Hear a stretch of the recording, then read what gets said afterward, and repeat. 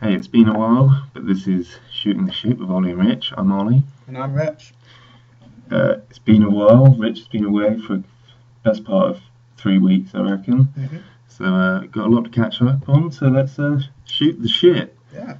So, whilst I was away due to a illness called labyrinthitis, which I'm all sure everyone really wants to know about, but I'm not going to go into details about it.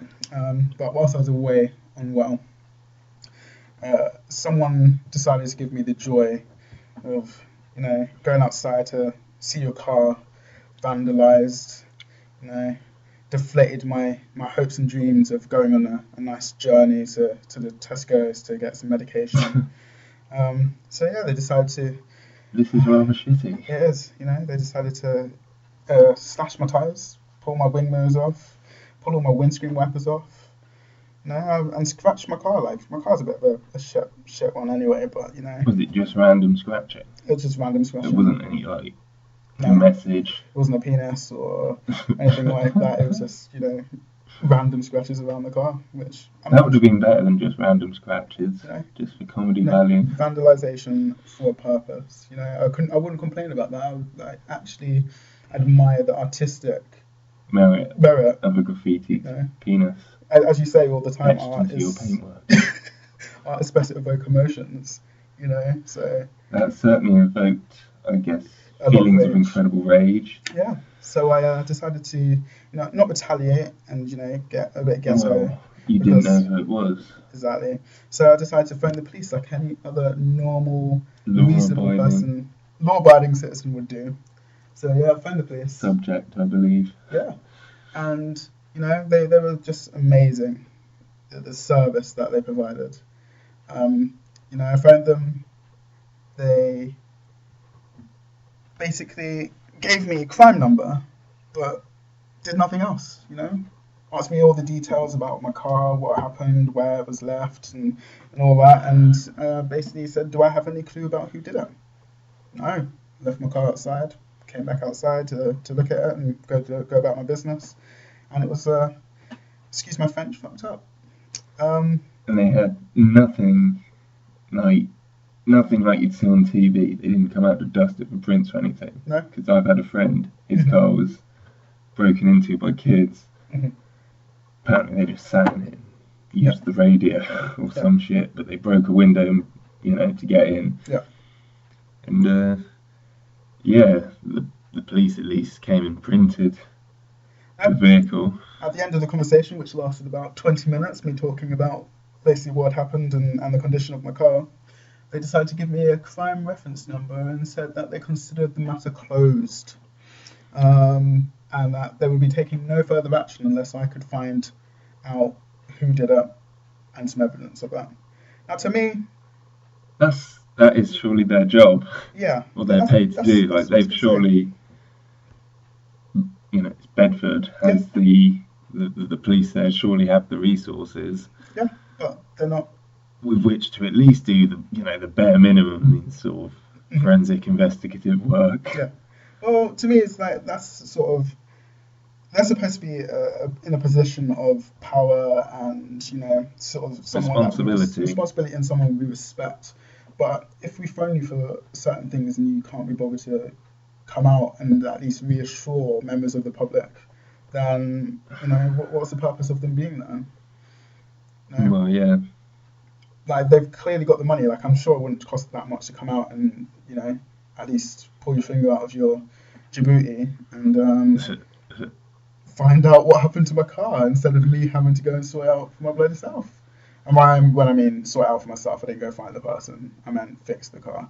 But yeah, it's also personal expense. A personal expense, But that sort of leads on to recent BBC News. It was covered in the BBC News. They were talking about abusive investigations in which South Yorkshire, they were directing money away from abuse cases and putting it onto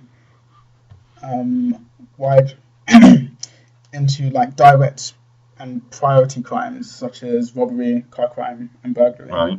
So there was a inspector or detective in the police, and he was on the abuse sort of word that I'm looking for.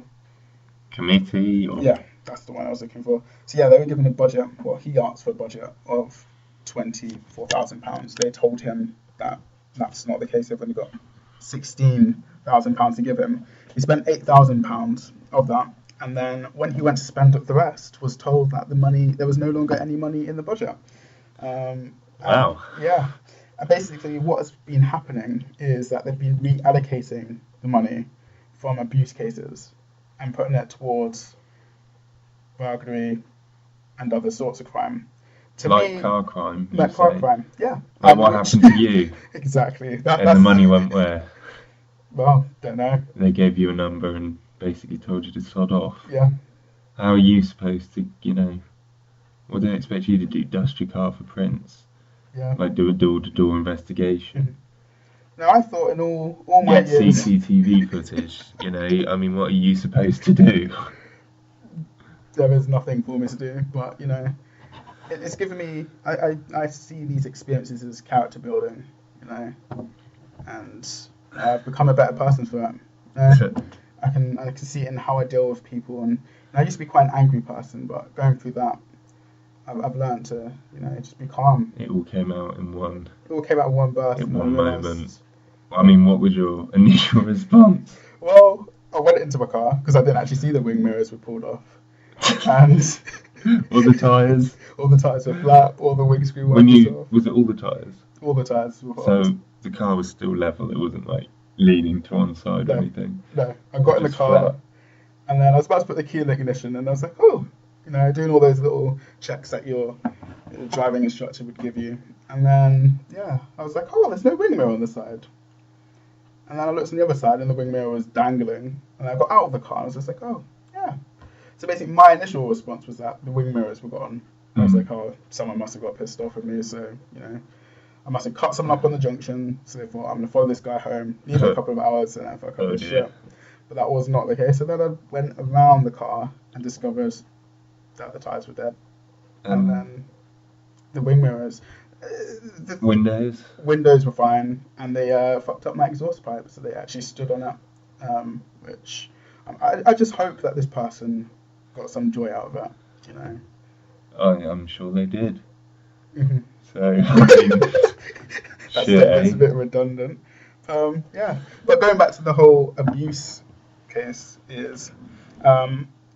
my problem here is that obviously you've got these people in positions of power, but they've also been distorting figures. So, one case that they found is that instead of reporting crimes as like an attempted murder, they've marked it down as criminal damage to a window. To me, that's alarming. There's evidence of this, you say? The article that I read suggested that there was evidence. Okay, I'm not going to say that for fact because I don't work within the police department, but they've suggested this, and I think that they seriously need to take a deep, hard look at themselves, and fix up and look sharp in the famous words of Dizzy Rascal, because they don't want me to get old school. Well, I mean, if they... Obviously, I mean, what's happened there with the abuse, that's not happened where you're based. Yeah, no.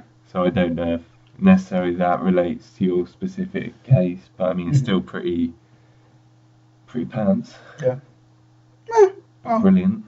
What doesn't kill you makes you stronger, so I've got over it, but I just feel that they need to seriously take a deep, hard look at themselves and sort that out, And the people who did it. Well, shitbags. I always believe in karma and karmic synergy. So, whatever they did, it will come back onto them. And then they'll be like, damn, shouldn't have fucked with that guy and fucked off his car. I sort of believe, sort of karma, but not necessarily on the sort of universal scale like you're talking, like it automatically comes back and bites them in the arse. Not straight away. But, this is one of these things, do you know, like fine wine, where it ages with time? Yeah, I was sounding like a hippie twat when I say, you know, I think sort of your actions will sort of, not necessarily create an energy, because that's a fairly meaningless phrase, but it'll affect other people's behaviours and attitudes. Like, often if you cut someone off, or you get cut off yourself, you're then maybe less likely to let someone out, or you're irritable. You know, you can get road rage and stuff. You know, I don't particularly enjoy driving. I can get quite pissed off when twats cut you up and stuff. Yeah. I just try to rise above it. You know, I usually try and be a calm, collected individual, but when I'm in the car, sometimes it's just... Yeah. Because there's nothing you can do. It's true. There's no... You know there's going to be no justice. Well, you can do something about it. Drive them off the road. Yeah. Well, I couldn't have done that because I was in like a little R-Edge Fiat Punto. You can do anything you put your mind to. It wasn't particularly, you know, a powerful vehicle. Yeah. You know, if a van or an SUV, you know, cuts me up, that was it. Yeah. I could honk my pathetic little horn, which occasionally stuck, causing me further embarrassment and humiliation. Oh, you have a pathetic little horn. I don't miss driving. I miss the freedom of the car. Yeah. But I would like someone else to be in control. Yeah. Or just sort of more frequent bus services. Southampton, they've better got frequent bus services. I love the Southampton bus services. Well, what I liked about my undergrad when I was at Sussex and living in Brighton is public transport was the one. Pretty good. Like for most of the weekdays, sort of. The uni buses, they would be like every 5 minutes for most of the day, or every 7 minutes certain routes. Yeah. So I think that's pretty decent. I think we should invest more in buses. Public transport. Yeah. I think we should, you know, encourage people to use it. Do you? Yeah, I mean, if it was more convenient. They need to lower the price, though. They certainly do. You know, that's the one thing. Like, I agree with you. I don't like driving because I don't like having to deal with morons on the road and having to, you know, second guess what someone's going to do. You know, if you clearly see someone coming down the road, you know, don't pull out in front of them because, you know, it's like. Admittedly, we all do these things. I don't do that. I'm a perfect driver. You know, I only got 3 minors on my test. Second time, pass. You know. Second time, fair enough. You know, you're a better driver if you pass the second time, as I was told by my. Where was your evidence of this? Well, look at me. I have had an accident, so I'm sharp. But my point is. Was that a write-off? Was that a write-off, Rich? It was a write-off. Yeah, but anyway. Perfect driving. That was nice job, buddy. It wasn't my fault. It was the other person's fault. That's exactly what my point is. You know, it's not you. It's the person that's on the road. It's the person that's not you. You mean? Exactly. That's it. Yeah. So, but anyway, what I was trying to say is, if they lower the prices of trains, for example, and of other transport, I would actually use them. But no, and improve the quality as well, because some of it looks a bit shit. I need to pimp that shit. They need Exhibit to come along and pimp their rides. I would like more legroom on buses, personally. That's because you're tall. I would like them to be cheaper, and I would like, more legroom. Obviously, I'm very tall. Yeah, above the national average. Quite a bit above the national average. Yeah. So you think a lot of buses. I have to basically wedge myself in. There's certain seats I won't be able to really sit in. Like, if someone sits next to me, then my legs are just, they're fucked. They're knackered. And heaven forbid someone, God willing, heavier, significantly heavier, should land on that seat, then that's my knees. Yeah. Just knackered. So do you reckon the whole bus should be fitted out for people of your height, or just certain seats? I think I should be allowed to use the reserved disabled seating, personally. Are you serious? I'm deadly serious. I mean... Would you get up for a disabled person and they come along? You mean someone who couldn't... Yeah. In a wheelchair or a pram? So if the sign said, for tall people, disabled people, and pregnant women, would you get up? Because technically that seat is for you. Like, there was no sign saying you have to give that seat up for the pregnant woman or the disabled person. You know what? Just make the rest of the passenger seats just a little bit bigger. I mean, I'll put up with a little bit of discomfort for a 20-minute ride. Mm-hmm. You know, I rode in a cramped coach for the best part of 24 hours to the south of France on a trip once. So, you know, I can put up with 20 minutes of very mild discomfort. Okay. But at the moment, there's a lot of seats. I put my legs in. Yeah. And, you know, my knees are basically up by my chest because I'm just cramped in. I don't think like you a could freak. You could make the leg room any bigger, because to do that, you're going to have to reduce the amount of seats on the bus. That's going to fuck people over, because that means you're going to have less space in the bus, so less people are going to be able to get on the bus, obviously, which means you're going to have to increase the bus services, which is going to cost money. So going back to my scenario then, I think we should only have a certain amount of seats for like tall people.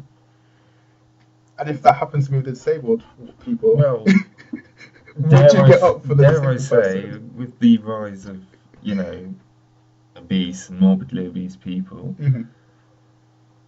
maybe using public transport, I think as we've got an increase in larger people, and you know, people are getting taller these days. A lot of people we know are sort of quite tall. Yeah. So from that we can extrapolate to everyone. Okay.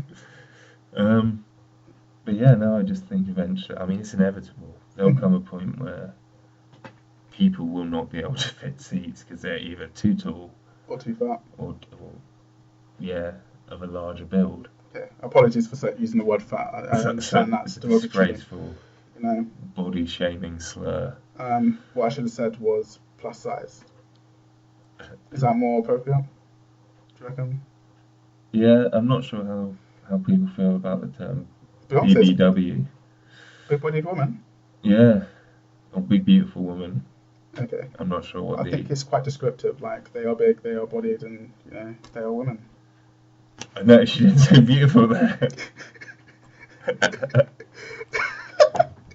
No, they are beautiful. Everyone's beautiful in their own way. I like to say that no one's ugly.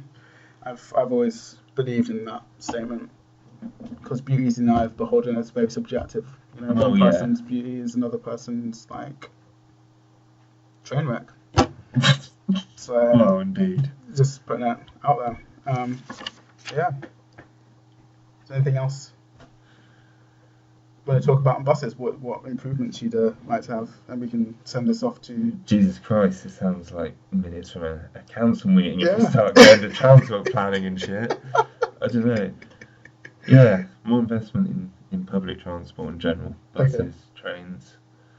Yeah. You know. Cool. Right. Dare I say it? Start nationalising. One of the things that I did find interesting. That would be quite an inflammatory thing to throw out there, perhaps among certain groups.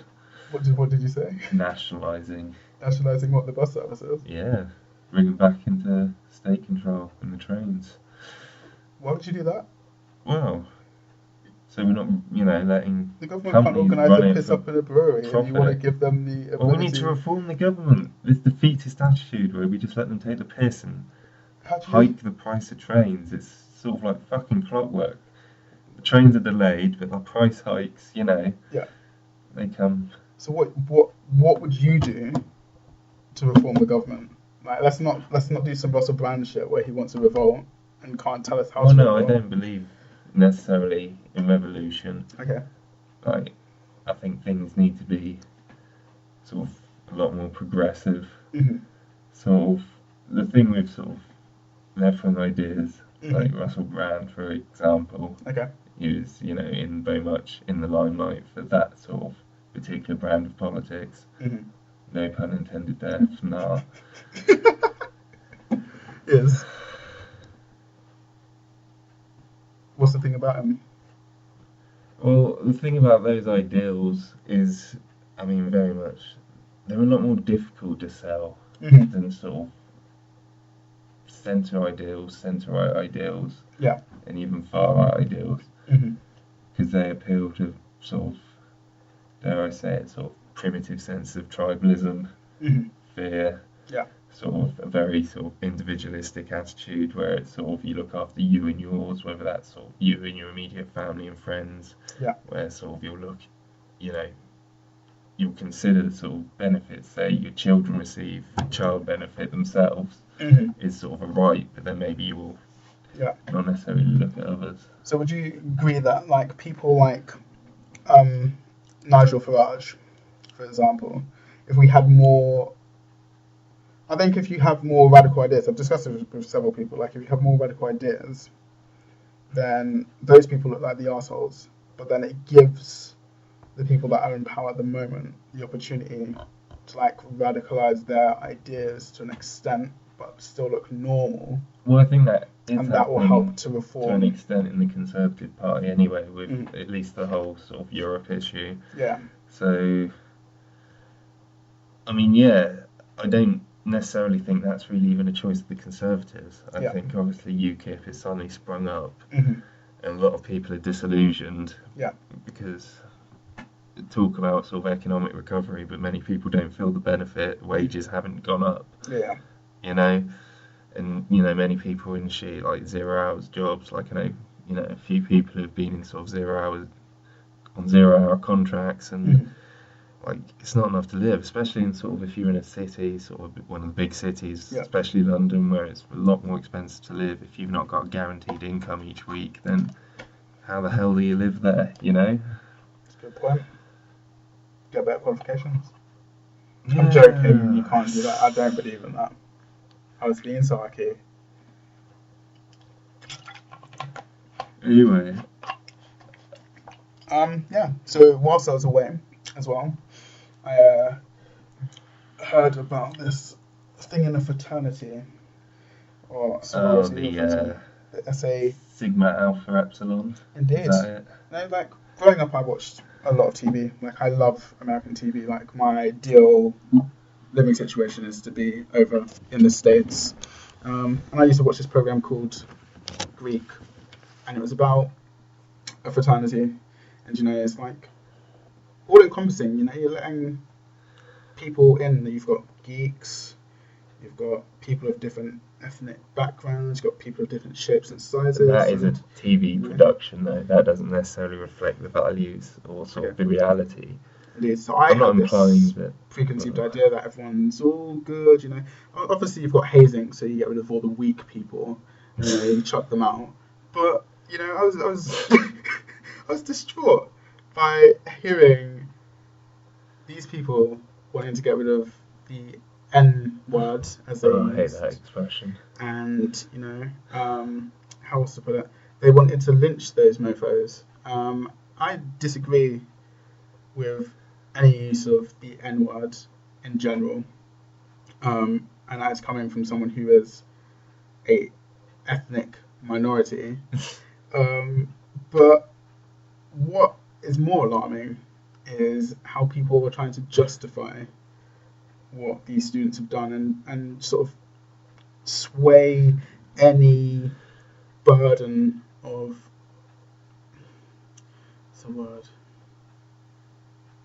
ownership over what the thing they've done, and trying to switch the blame from them. So the MSNBC's daily news show, Morning Joe, there's a lady called Mika.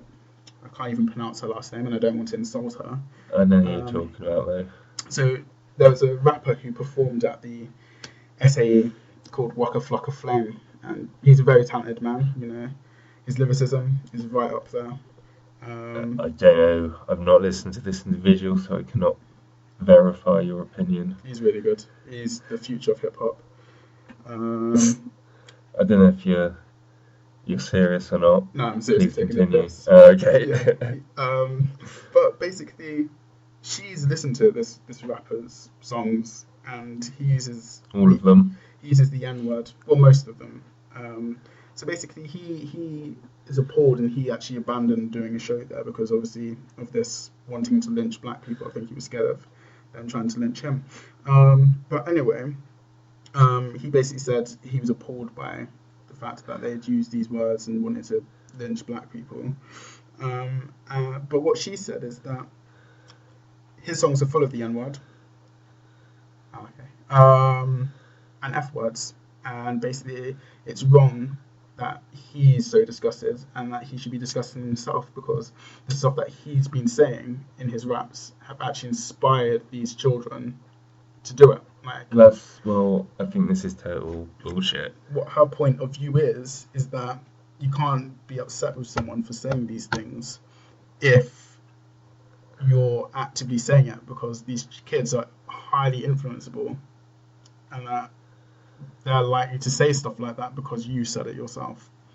Well, which to an extent I do agree with, because I've always said with the use of the N-word is that if you're saying it yourself, you're giving people an excuse to say it because they're saying, well, he's saying it himself. Why can't we use that? Well, I mean, that's a totally bullshit argument because it completely ignores, especially in America, the historical context of the use of the word, and obviously the history of sort of black Americans. Yeah. I mean, let's not kid ourselves. It was quite shitty. Mm-hmm. And for many, it's still pretty shitty. It is indeed. But it's bringing up this whole thing. I get really frustrated at is that you can't. Even though I've just said that if you use the N-word, then you're not exactly going to stop other people from using it.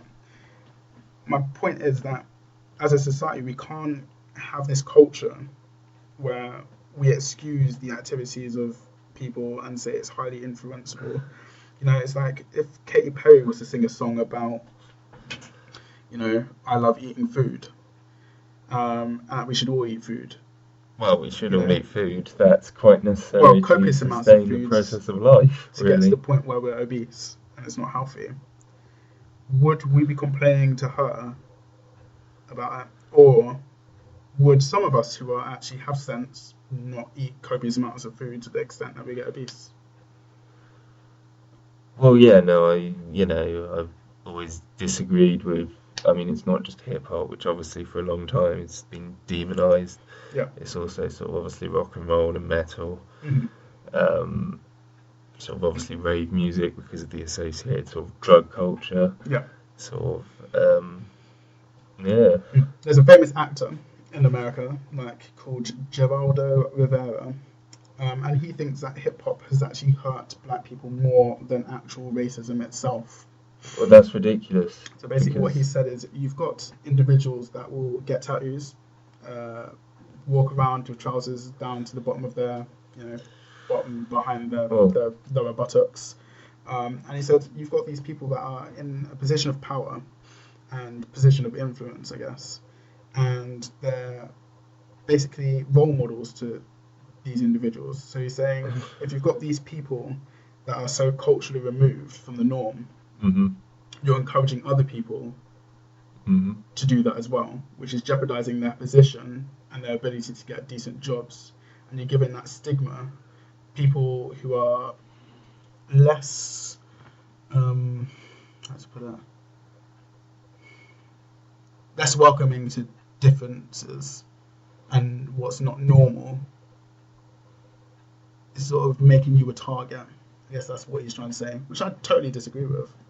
If we're all supposed to go on this whole, as Martin Luther King says, judge people on their content, not on their content of their skin or their outward appearance, then what he's saying is bullshit. But as he likes to say, he appreciates and actually likes hip-hop music. But I don't believe you can like hip-hop music and say something foolish just like that. Well, indeed. You say he says that he likes hip-hop music, but I'm just wondering sort of, whether he really means that sort of on an actual level, whether it's a particular genre he feels particularly fond about, yeah. or that he sort of, goes out of his way to listen to, or whether it's something he'll sort of tolerate, because at the risk of getting wanky, I personally think hip hop is, a perfectly excellent art form myself. I think, we should see it as sort of performance poetry, sort of rapping, and, turntablism's pretty sweet, I don't see that is any different than any other sort of like instrument or way of producing music. So I personally, think hip hop is an art form, and like all art forms, I don't think you can blame sort of the ills of society on art forms. I mean, there's usually a lot of other, compounding factors in, people's lives that pushes them to a life of crime. Yeah. Or at least certain types of crime. Mm-hmm. I do agree with you. Like, white collar, most sort of middle class, sort of wealthy criminals, white collar criminals, they don't get caught selling crack, do they? Because they're not looking to make sort of a little bit of money, sort of in a dangerous environment. Mm-hmm. Yeah. I mean, certain things are, obviously influenced by sort of poverty, and obviously, I mean, the sort of Black American community has faced a significant amount of hardship during the history of the US. I mean, obviously the civil rights movement, wasn't that long ago, and things arguably haven't gotten that much better since. Sort of over the last year, there's been a number of high-profile cases involving sort of militarized police basically performing executions of, predominantly unarmed black men, and even one. I feel bad. I cannot remember the name of the kid, but it was a. Trayvon Martin. No, there was the kid who was essentially executed in the park with a toy gun. Oh, okay, I can't remember. Where the police officer basically just pulled up, immediately got out of the car and opened fire on, I believe. Yeah, but that's sort of because of that hip hop music, man. Oh yeah, he was living the thug life. He was. With his plastic pistol. He was. Hashtag he could have shot that brother up. Well, I mean, the best defense is a good offense, really, isn't it? I mean, if you shoot him in the head, you're definitely not going to have to, exactly, negotiate or attempt to calm the situation. Why not? One of those Charlie Sheen winning moments, Oh yeah, just winning. Just go in and fuck that guy assert your authority.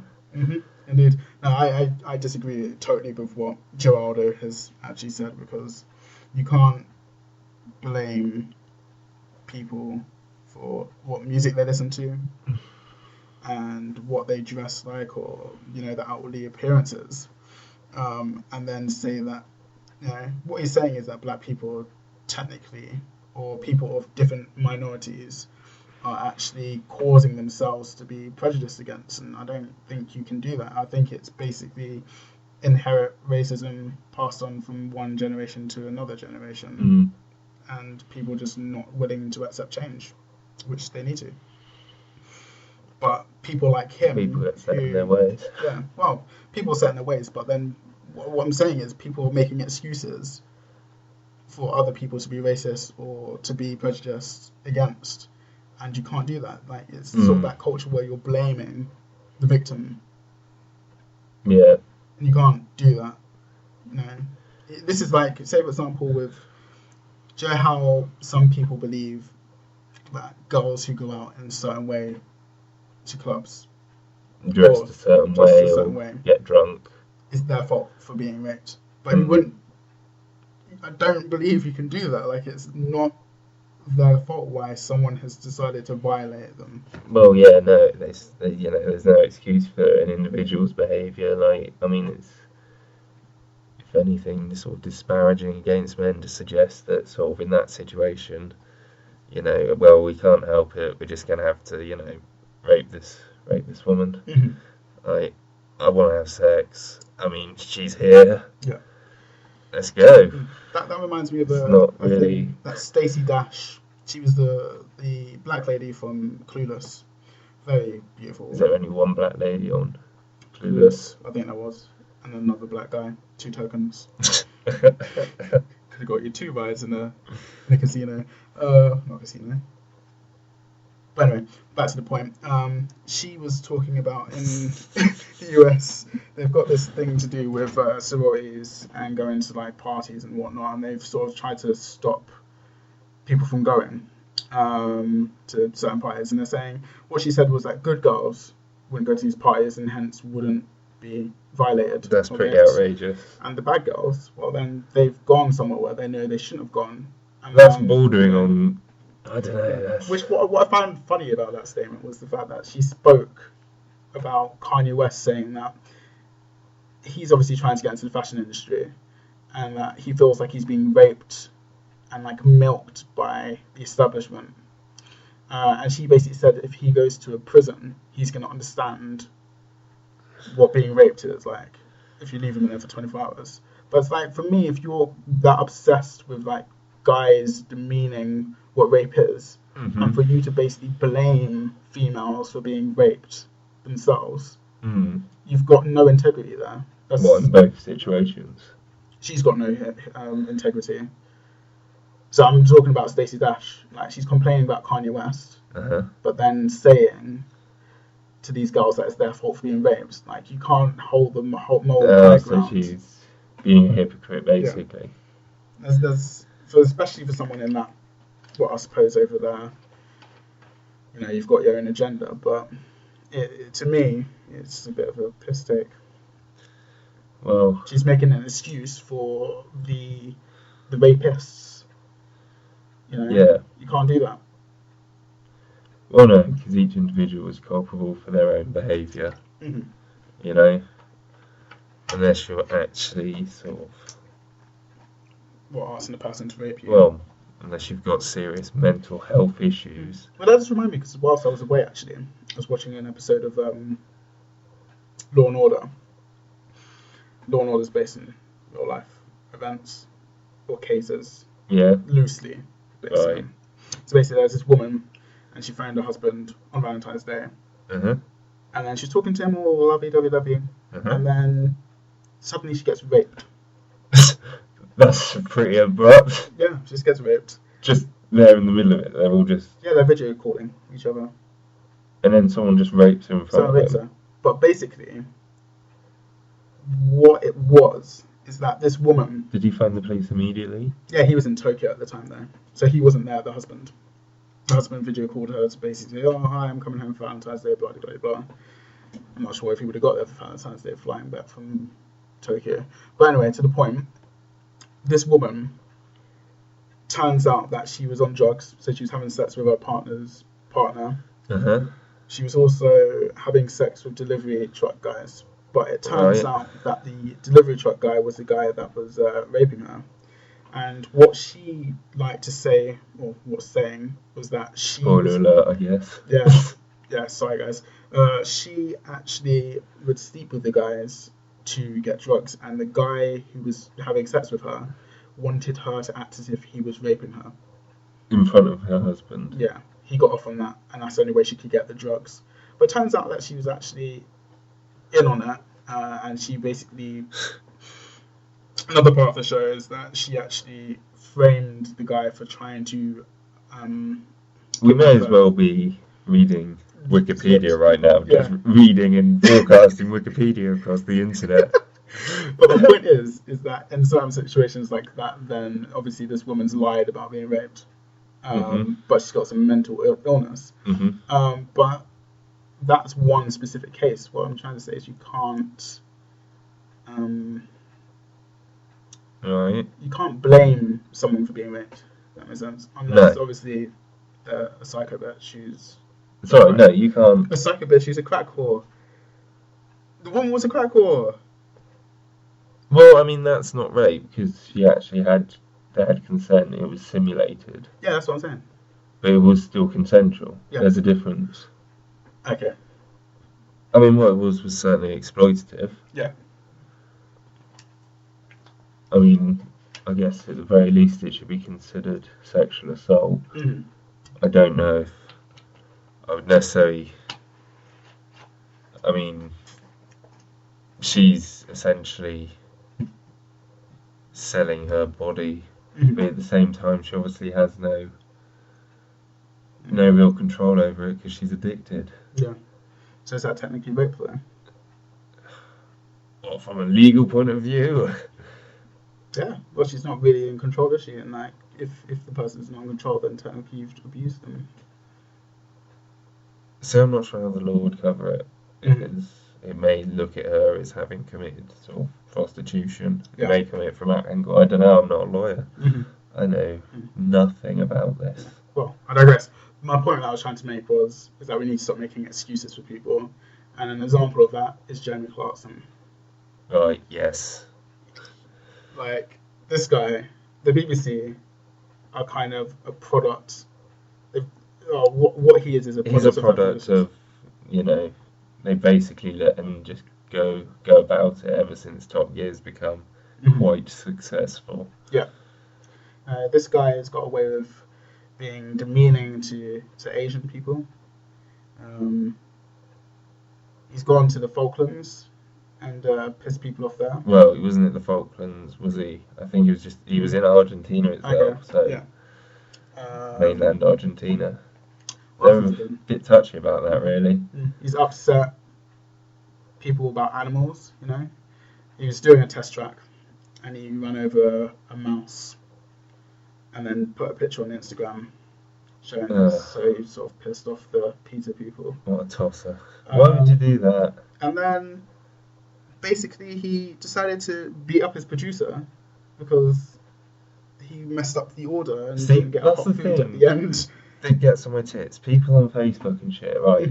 They're all posting all these images and petitions being like, reinstate Clarkson, he's a right laugh, you know, oh Lord, he just punched a producer. Yeah. And making light of the fact that he punched a producer over a hot meal. Yeah. And it's like... But it wasn't just a hot meal, it was steak. And, over a fucking steak. That's Mad Gainsborough. I don't know if Clarkson does that, if he's into that sort of scene, sort of the scene of Mad Games, but you know, I think he's more about his automobiles performance than his physical form. Indeed, but yeah, my point there is that people have been creating excuses for this guy for so long that now he thinks he can get away with anything, and then the BBC obviously have suspended him. Well, that's the point I was going to make. Yeah. People, sorry to interrupt, but people defending him and all this behaviour, and when you think about it really, punching someone for not getting you a steak, that's really diva-ish behaviour. Yeah. Well, I mean, there are plenty of people who, if they behave like that, most of these twats who are posting all this shit, not all of them are twats, but everyone posting all this stuff, sort of banging on petitions for Clarkson. Yeah. You know, they'd probably be first to criticise. They'd gladly vent their angry opinion about, you know, that issue. Yeah. But it's like one of the fastest campaigns to... Was it change.org? That's really sad. That's such a pressing issue for people, that's what they want changed in society. Yeah. That a man who assaulted another man over a steak, and then told over he's going to have his job over this as well. He said that to the producer. See, he's a bit of a jumped-up tosser. But you know, I can understand where he's obviously given... Punching someone for a steak when you're a wealthy bastard is outrageous. No, but do you not agree that the BBC are to blame? Yeah, no, to a great extent they are. They've let him do what he wants. Sorry. The thing is, like before, like I disagree, you know, I don't particularly find him that funny. I don't particularly, you know, now as I get older, I think I've become more probably politically correct and slightly more empathetic, perhaps. I don't know. I just don't find it particularly that interesting either, because I'm not interested in cars. And I don't understand why so many people find him so funny. I just don't find him that funny. But at the same time, a lot of people do, and I was fine with them having the show. And at the end of the day, you know, he's entitled to be sort of slightly xenophobic or whatever. Yeah. Use whatever language he wants. But you know, I mean, this time he's punched someone. He's gone one step too far. If either of us were to go to work and punch someone, I mean, that would, yeah. Plus, we work with scientists, so they'd probably get very hurt. Are you suggesting all scientists conform to some sort of weedy nerd image? No, not at all. Because that would be quite ironic, being one yourself. Reception to the wall. But anyway, I digress. One of the other things that I found quite interesting, we'll leave Clarkson alone because, you know, there's no wires that we can put out there that, yeah.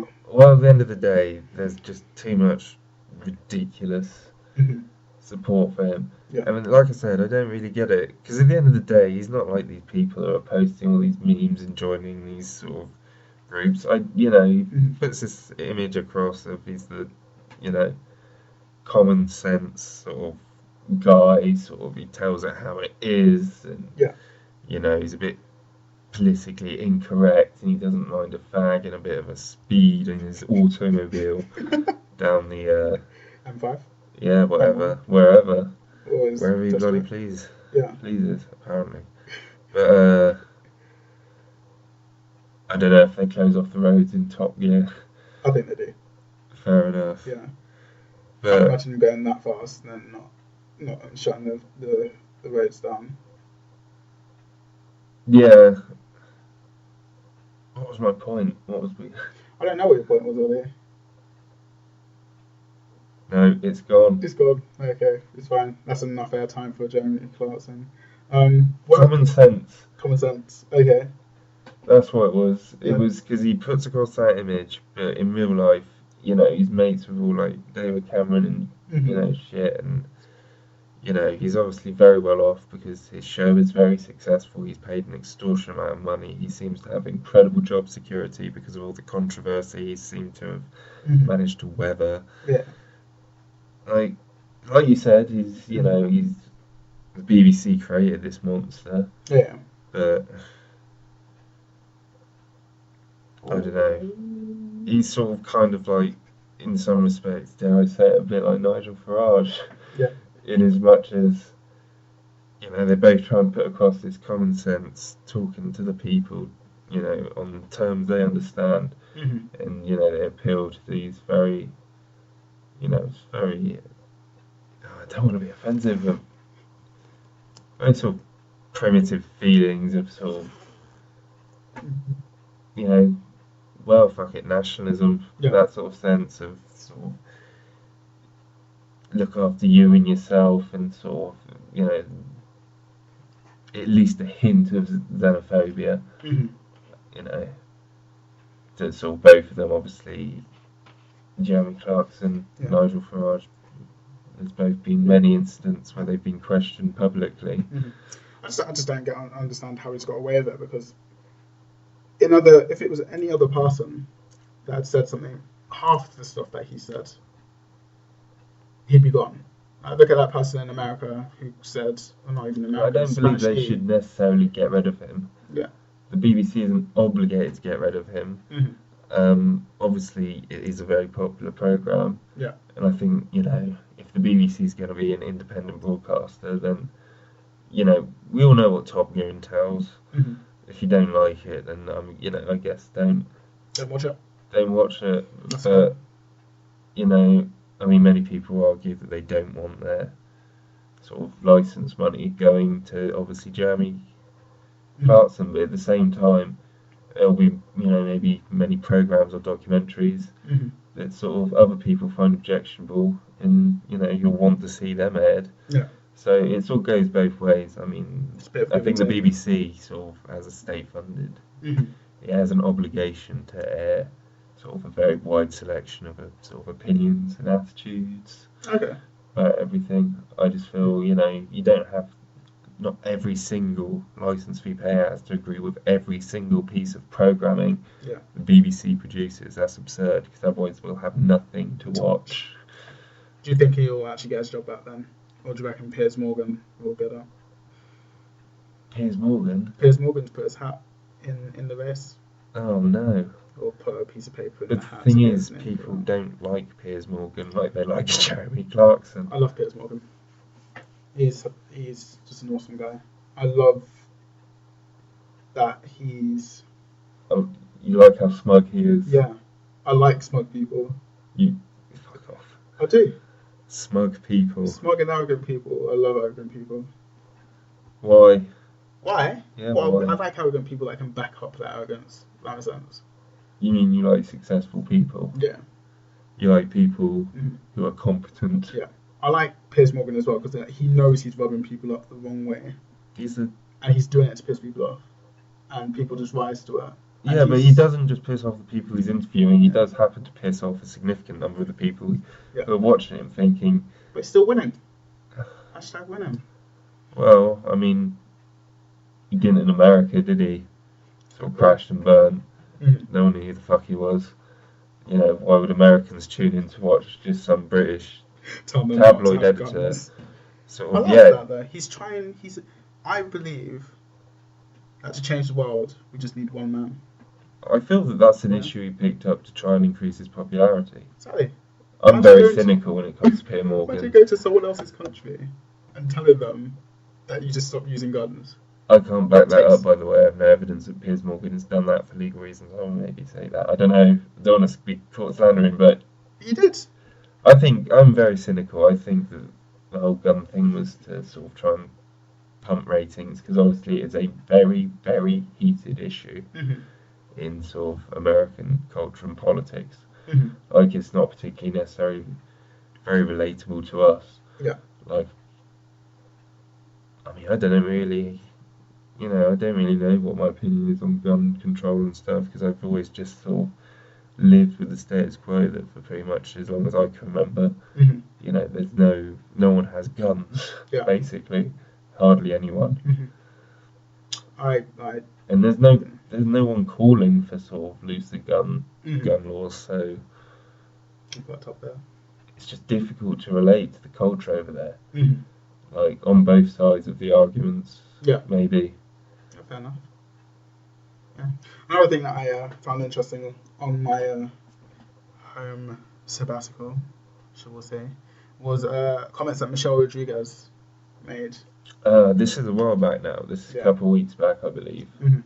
So she basically was talking about why do we keep taking roles that are for white people or Caucasian people and turning them into black roles or other minorities? Why are minorities taking white superheroes? It's sort of paraphrasing what, well, at least what most people took from what she was saying, and I mean what I consider she was saying. She then later posted an Instagram video basically saying is that, just backing up the point, is that people of minorities should make their own franchises. But what I would say to her is that that's a load of bullshit.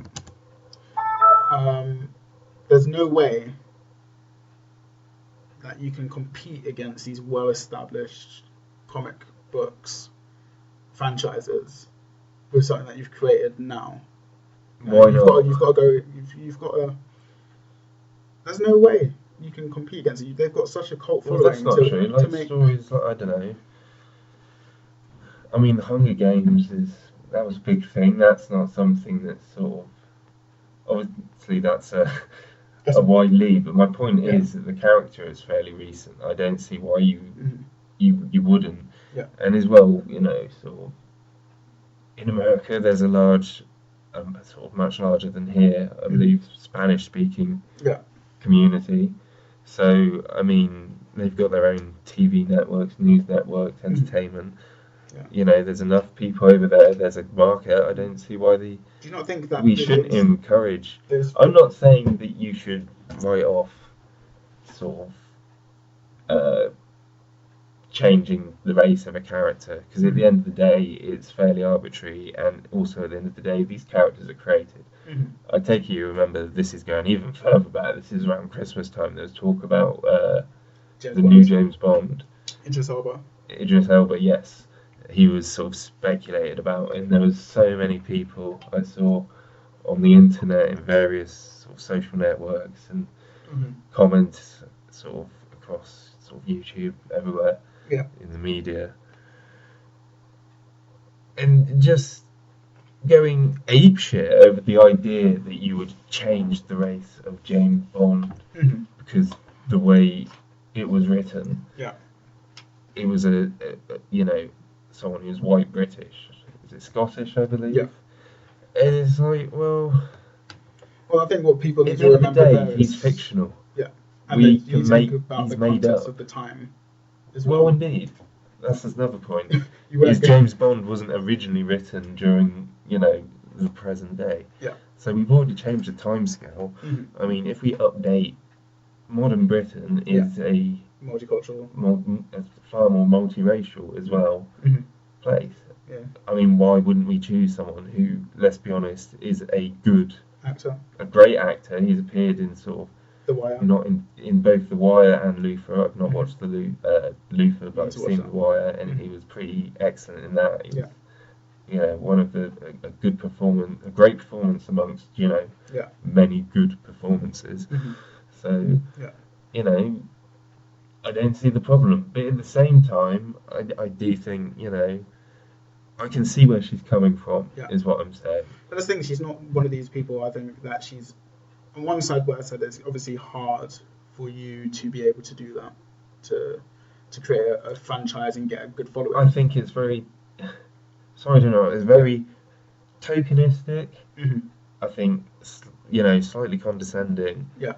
And lazy writing. To be honest, you're just essentially taking the mythos of an existing character. You're just basically changing the the colour of their skin, quite likely the way they talk. Yeah.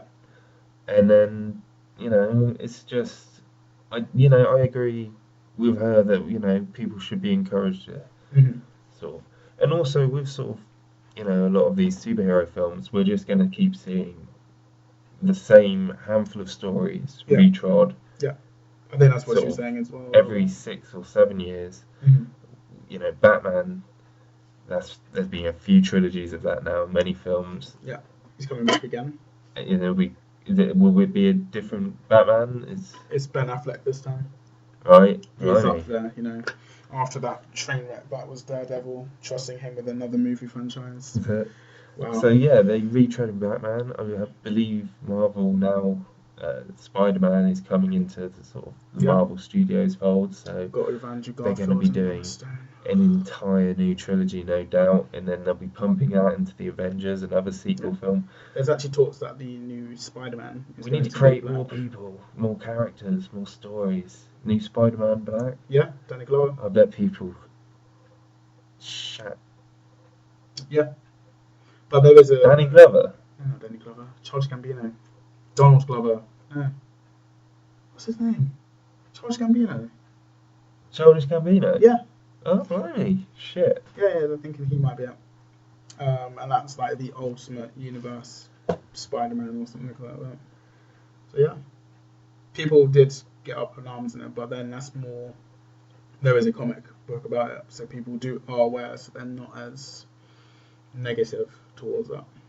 Well, I suppose people who are pretty into the comics probably pretty laid back about things. Yeah. And I mean, the average cinema going sort of member of the public like us, I would like to hope that most people don't really care. I mean, it's not a massive issue, but I'm worried that what we're going to do is we're just going to end up retreading the same handful of films on 5-10 year cycles, whatever it is. And if just I feel they'll use sort of tokenism is just a lazy way to just pump out more films. My issue with this is the dialogue. With these movies now, they appeal to the masses.